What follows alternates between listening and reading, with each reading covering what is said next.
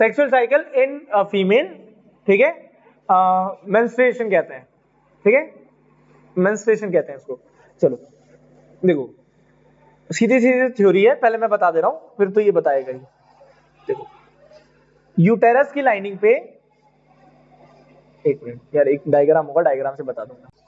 देखो मैंने एक वर्ड बताया था दैट इज कॉल्ड ओव्यूलेशन, है ना। What is the meaning of ovulation, पहले यहां समझ लो। ये ओवरी है, ओवरी का काम है एग बनाना।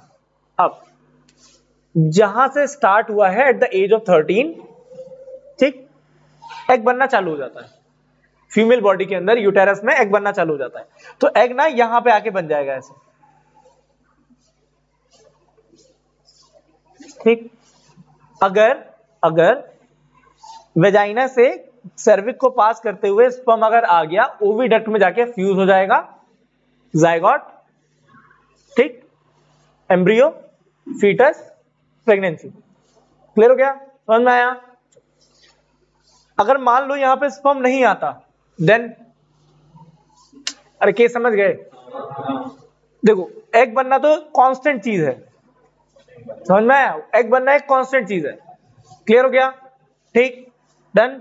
अच्छा स्पर्म आएगा तो जायगोट, ठीक है, एम्ब्रियो, फीटस, ठीक है, क्लियर हो गया। अच्छा अगर एग नहीं, अगर स्पर्म नहीं आएगा देन, ठीक है। अब ये कहानी है, इसको कहते हैं मेंस्ट्रुएशन या इसी को कहते हैं menstrual cycle. When girl reaches the age of puberty, then one follicle develop at the time to form a mature ovum. Mature ovum बनाना चालू कर देता है। ओवम एग सेम चीज है, बार बार रिपीट नहीं करूंगा, चाहे ओवम बोल दे चाहे एग बोल दे, इसलिए ब्रैकेट में लिखा हुआ, ब्रैकेट में देख के चलना। तो एक ऐसा एज आता है प्यूबर्टी का जहां पे मैच्योर ओवम या एग बनना चालू हो जाता है।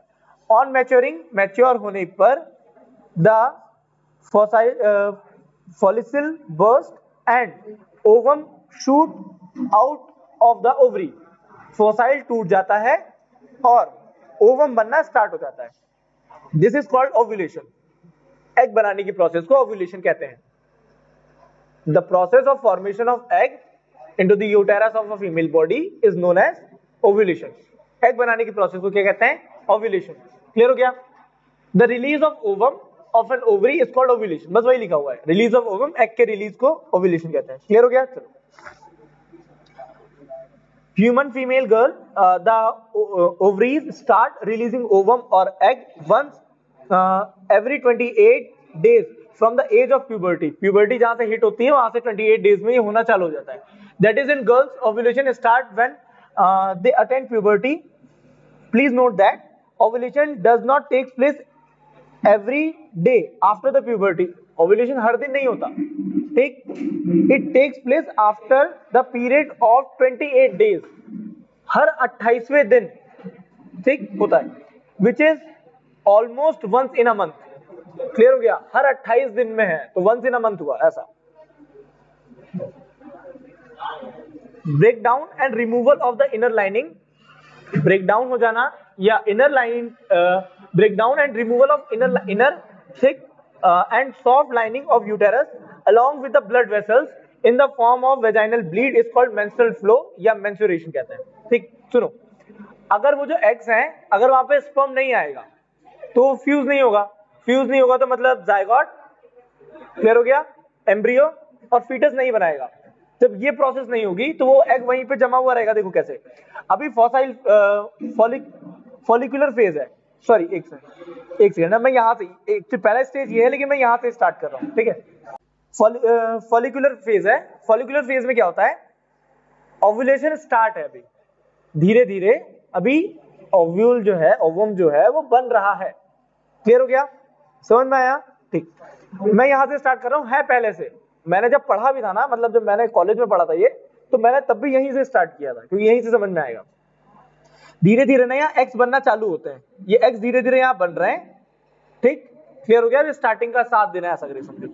फिर धीरे धीरे ना ये एक्स की क्वांटिटी बढ़ती है, धीरे धीरे एक्स की क्वांटिटी यहाँ पे बढ़ने लग जाएगी, ठीक है। इसको ओव्यूलेशन फेज कहते हैं, जहाँ पे एक्स की क्वांटिटी बढ़ने लग जाती है या एक्स जमा होने लग जाते हैं, ठीक है। जब एक्स और नहीं बढ़ते, एक फाइनल फेज, एक ऐसा फेज आता है, ठीक है, जहां पे एक्स और नहीं बढ़ेंगे, एक कांस्टेंट फेज है कि हाँ अब एग इतने हो गए। जब एग क्या हो रहा है यहाँ पे, स्पर्म का वेट कर रहा है कि स्पर्म आएगा, फ्यूज होगा, जाइगोट, ठीक, एम्ब्रियो, फीटस, ये प्रोसेस होने वाली है। अब वो वेट कर रहा है वहां पे, एज अ ह्यूमन बॉडी वो वेट कर रहा है वहां पे कि ये प्रोसेस है, ये नेचुरल है कि ऐसा होना है। क्लियर हो गया? अब ऐसा नहीं होता तो जो एग्स हैं वो सारे के सारे बर्स्ट हो जाते हैं, ब्रेक हो जाते हैं और वो ब्लीड के फॉर्म में बाहर आ जाते हैं। ये पूरा का पूरा प्रोसेस 28 डेज में कंप्लीट होता है। समझ में आया? क्लियर हुआ? ठीक, फिर से समझा देता हूं। फॉलिकुलर फेज जहां पे एग बनना स्टार्ट होने वाला है, ठीक, एक ऐसा फेज जब एग बन चुके हैं और यहां पे धीरे धीरे आके जम रहे हैं।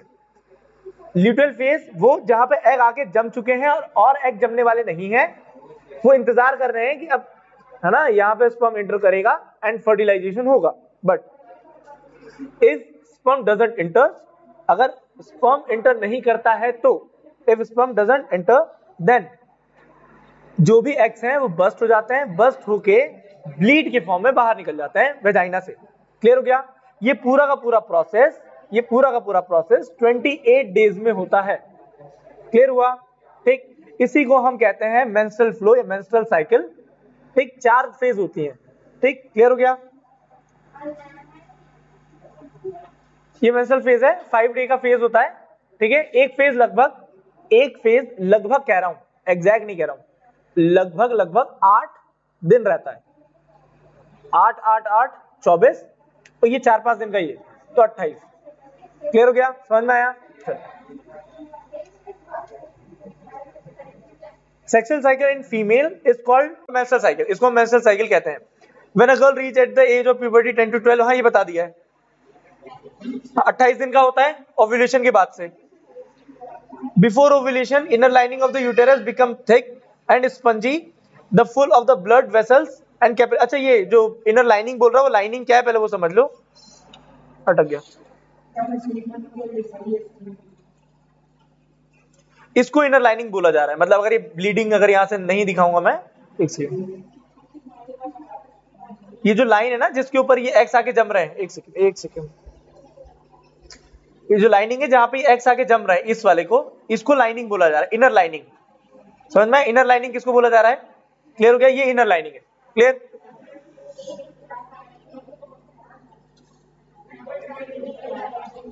वही बोल रहा है, वो जो इनर लाइनिंग है वहीं पे जो एक्स है वो रुक जाता है और वहीं पे ओवम फर्टिलाइज होने का काम करता है। अगर नहीं करता है तो वहां पे ब्लीडिंग होना स्टार्ट हो जाती है। जो मैंने हिंदी में बताया वही इंग्लिश में यहाँ पे लिखा हुआ है। ठीक है, स्लाइड दे दूंगा, पढ़ लेना। 3 से 5 दिन का रहता है अबाउट।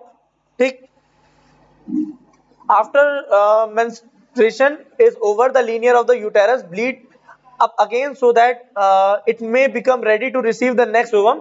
जैसे ये फेज खत्म होता है तो 1-2 दिन में प्रोसेस फिर से स्टार्ट हो जाती है अगले वाले के लिए। मतलब ये देखो ना, साइकिल था वो, पहला यहां लिखा था, फिर दूसरा, फिर तीसरा, फिर चौथा, चौथे से फिर पहला, समझ में आया? चौथे से फिर पहले से फिर दूसरा, एक यहां पे मान लो अगर रुका तो फिर से स्टार्ट हो जाएगा वो ऐसा।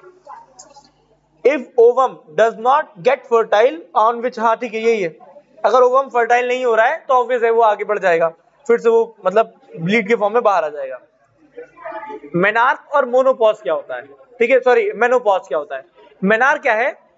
जब सबसे पहली बार ब्लीड होता है, जब सबसे पहली बार मेंस्ट्रुअल साइकिल होता है तो उसको हम मेनार्क कहते हैं। क्लियर हो गया? द फर्स्ट मेंस्ट्रुअल या मेंस्ट्रुअल फ्लो, सबसे पहला जो मेंस्ट्रुअल फ्लो होता है at the age of puberty, वो जो भी है इन अ गर्ल और वुमन, उसको हम मेनार्क कहते हैं। क्लियर हो गया? जो लास्ट टाइम होता है उसको मेनोपॉज कहते हैं। फर्स्ट को मेनार्क, जब पहली बार मेंस्ट्रुअल साइकिल हो रही है, जब पहली बार ब्लीड होगा तो मेनार्क, जब लास्ट टाइम ब्लीड होगा, है ना, उसको हम क्या बोलेंगे? मेनोपॉज। क्लियर हो गया? अच्छा, ये मेनार्क तो समझ में आ गया, 10 12 13 14 जो भी है इसमें स्टार्ट हो रहा है। मेनोपॉज में क्या होगा? 45 to 50, 45 से 50 साल के बीच में आखिरी टाइम होता है। तो एक बात समझो, जब एग्स नहीं बनेंगे तो स्पर्म फ्यूज ही नहीं हो पाएगा। तो मतलब एक ऐसा फेज जहां पे एक जो भी वुमन है, ठीक है, वो प्रेग्नेंट अब नहीं हो सकती, मतलब एक बेबी कंसीव नहीं कर सकती, है ना, क्योंकि मेनोपॉज हो गया ना, अब तो एग्स बन ही नहीं रहे। जब एग नहीं बनेंगे तो फ्यूजन ही नहीं होगा स्पर्म का, तो अगला जो जायगोट है वो बन ही नहीं पाएगा। जब जायगोट नहीं बनेगा तो आगे वो प्रोसेस नहीं हो पाएगी ना प्रेगनेंसी की, तो बेबी कंसीव ना कर पाने को हम मेनोपॉज कहते हैं। मतलब मेनोपॉज को ये भी समझ सकते हैं कि एक ऐसा फेज जहां पे बेबी आप कंसीव नहीं कर सकते एज अ फीमेल। चलो